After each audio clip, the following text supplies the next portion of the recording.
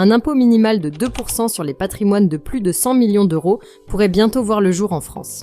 Portée par des députés du groupe écologiste et social, cette proposition vise à instaurer une contribution exceptionnelle pour les ultra-riches pour objectif de renforcer la justice fiscale et de réduire les inégalités. Cette mesure, ciblant les 0,01% des foyers les plus aisés, pourrait générer entre 15 et 25 milliards d'euros de recettes fiscales, selon l'économiste Gabriel Zucman. Cependant, elle divise profondément la classe politique. À gauche, la France insoumise et les écologistes défendent une réforme essentielle pour une meilleure redistribution des richesses. Éric Coquerel, président de la Commission des finances, affirme que le système fiscal actuel favorise excessivement les plus aisés et qu'un impôt minimal permettrait de lutter contre les stratégies d'optimisation fiscale agressives. Ce discours rencontre un écho favorable dans une opinion publique sensibilisée aux enjeux des inégalités. En revanche, du côté du gouvernement et de la droite, les critiques sont vives.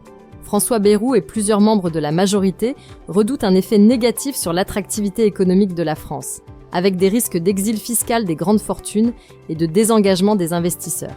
Matignon met en garde contre un impôt sur le patrimoine pouvant fragiliser certaines entreprises familiales et décourager les initiatives économiques. Face à ces oppositions, le gouvernement mise sur une solution internationale.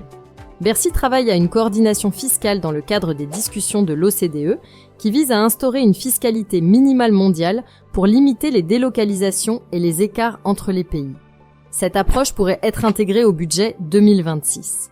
Pour Emmanuel Macron, l'adoption d'un tel impôt représenterait un défi politique majeur. Depuis la suppression de l'ISF en 2018, ses opposants le qualifient de « président des riches ». Alors que la pression sociale et politique autour des grandes fortunes augmente, le débat à venir mettra en balance justice fiscale et compétitivité économique dans un contexte de forte dette publique. Si la vidéo d'aujourd'hui vous a plu, n'oubliez pas de vous abonner pour ne pas manquer nos prochaines vidéos.